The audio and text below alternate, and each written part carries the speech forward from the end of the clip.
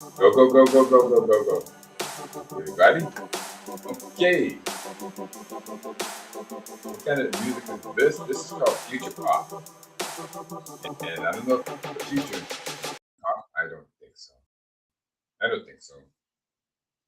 I am humbly blessed and graced to be in your presence once again. It is Wellness Wednesday on the February 22nd, 2023 year of our Lord.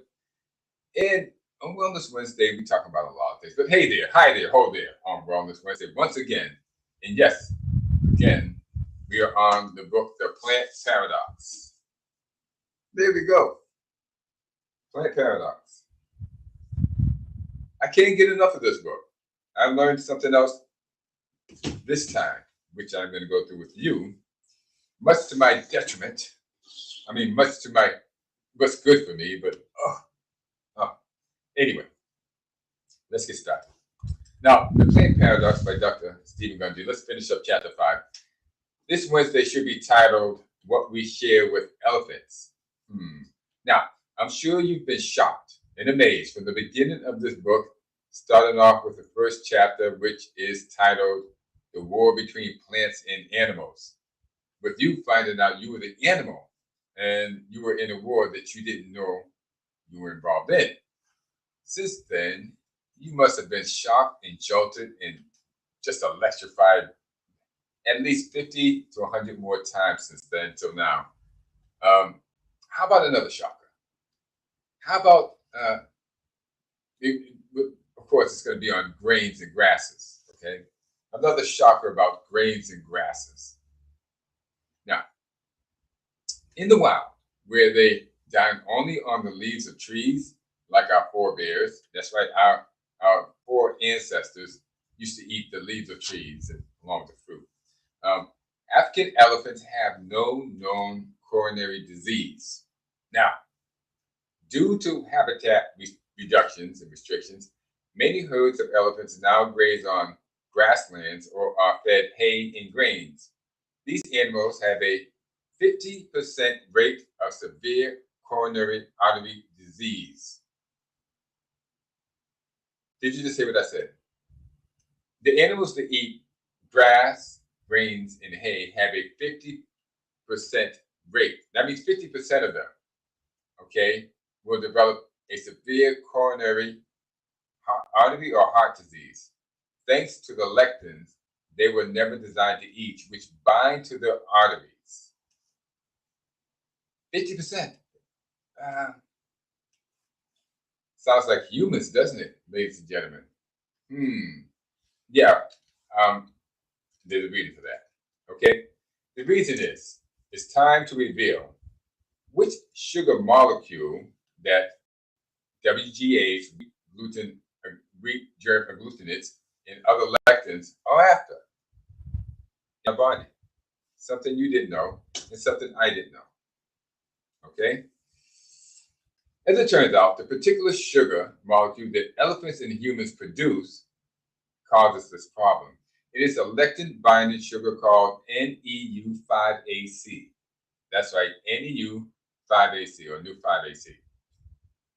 Okay, this molecule sits on the lining of our blood vessels and on the absorptive cells of our gut wall known as enterocytes. We share this production of NEU5AC with shellfish, mollusks, chickens, and elephants. Why? Because, well, nobody knows yet. But it is odd because most mammals, including apes and chimpanzees, produce a sugar molecule called NEU5GC. NEU5GC. Lectins, and particularly grain lectins, can bind to 5AC. Matter of fact, that's what they love to do. But they cannot bind to 5AC. This explains why captive chimps eating a human grain-based diet don't get atherosclerosis or hardening of the arteries or immune diseases. The chimps lack the lectin binding sugar molecule 5AC, but elephants and humans possess it. That is why we, as well as elephants, develop heart diseases in spades when we eat lectins in grasses, grains, or seeds, but not hay. We don't eat hay. But anyway, but the new 5AC and the new 5GC conundrum is just beginning, ladies and gentlemen, for you and me. That's right. I had to apprise you of that to do with elephants, but we're about to go further. A serious problem with any low-carb or ancestral dietary approach, there's a lot of meat approach diets out there, is that consuming significant amounts of certain animal protein, particularly red meats, is known to be a major trigger of aging as well as atherosclerosis and cancer. How so? You see, cattle, pigs, and sheep all carry the NEU 5GC or the 5GC instead of the 5AC. Now, our immune system recognizes the 5GC as foreign when we eat their meat. Now, the 5GC looks a lot like the 5AC. The RNA barcodes are nearly identical. And there's significant data suggesting that when our immune system is exposed to the foreign sugar 5GC from red meat, we develop an antibody that attaches to the lining of our own blood vessels to neutralize and destroy that foreigner. But because 5AC and 5GC are so very similar, the antibodies have been known to mistake one for the other and launch a full-fledged attack on our own 5AC system, which is on our gut lining, which produces big problems because now we're under attack from our own system. This is a perfect example of friendly fire, and it provides further proof why shellfish, mollusk, and fish eaters, human shellfish, mollusk, and fish eaters, have better heart health than meat eaters, red meat. And if coronary and artery heart disease and autoimmune attacks were not bad enough, ladies and gentlemen, it has been shown that cancers love the 5GC molecule. The molecule that, it's not ours, that we eat. It has been shown that cancer cells use 5GC to attract blood vessel growth toward them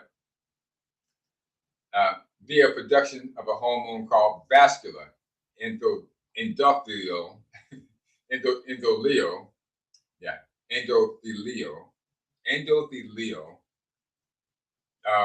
growth factor, vascular endothelial growth factor, or VEGF.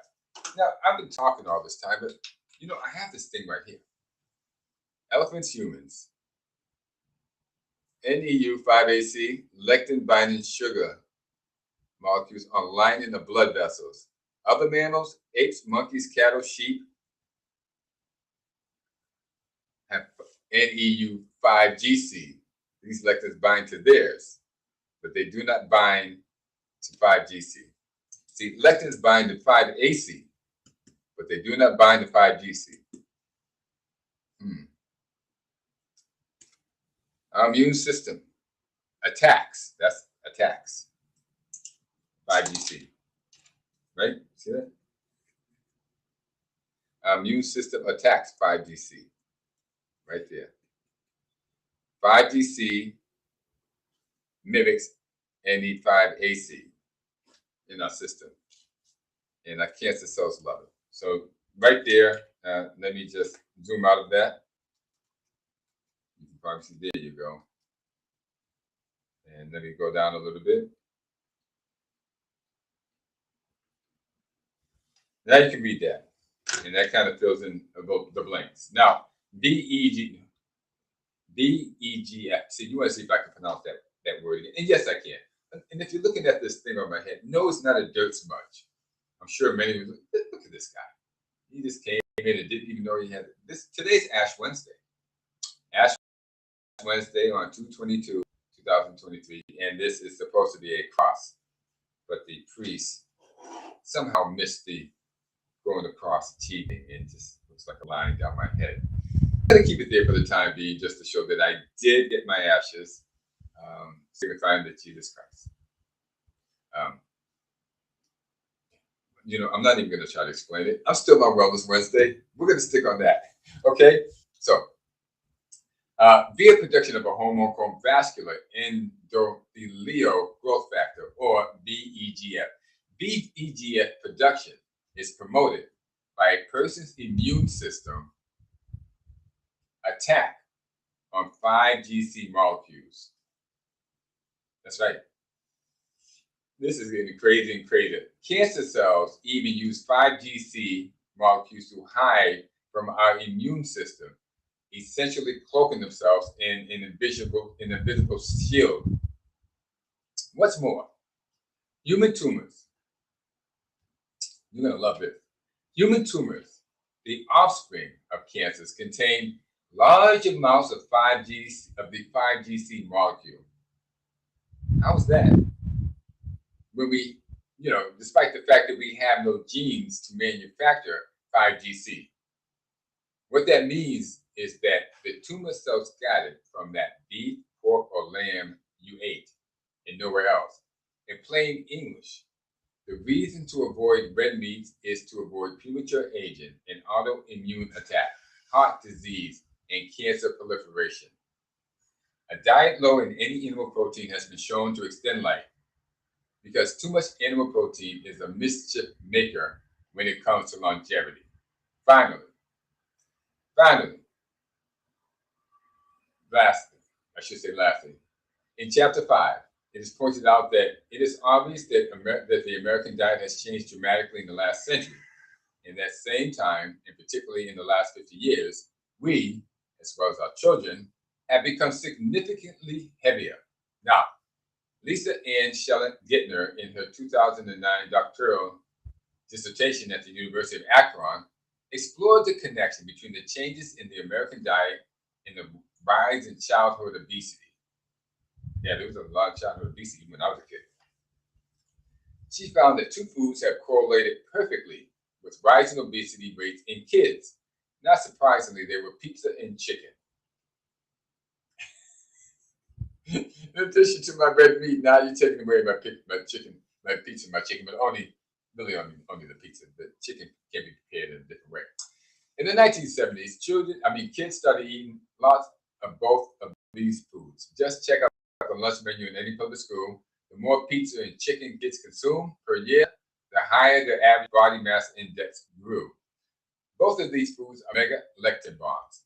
The typical pizza is full of 3 harmful lectins: wheat, cheese full of casein A1, and tomato sauce. But chicken, they have the same. They have NAU5AC like us, right? We should be able to eat them. Wrong, because unlike its forebears, which forage in the backyard for grubs and insects, today's hen spends its brief life eating soy and corn laced with estrogen-like compounds like arsenate and phthalates. Now, dip this chicken into a wheat flour. Yes, that's right, when you dip it into the wheat, and put some egg on it, dip it into the wheat, and then deep fry it in peanut or soybean oil, and you have a perfect lectin and estrogen bomb. Eat either or both of these two foods on a regular basis, and your lectin load will grow. With a heavier lectin load compiling up each day, one's weight will surely grow as well. So, Houston, we have a problem. We have a problem, everybody. Yes, especially me, because I love a thick, juicy steak. I've dreamed about fried chicken, which has all that flour on it, and you buy at fast food restaurants, so it's not organic, and it's not grass, whatever fed it is. It's soybean and corn and whatever grains they give it. So fried chicken, steak, barbecue ribs, lamb chops, bacon, ham, a hamburger with ketchup and mayo, and okay, but the studies are undeniable.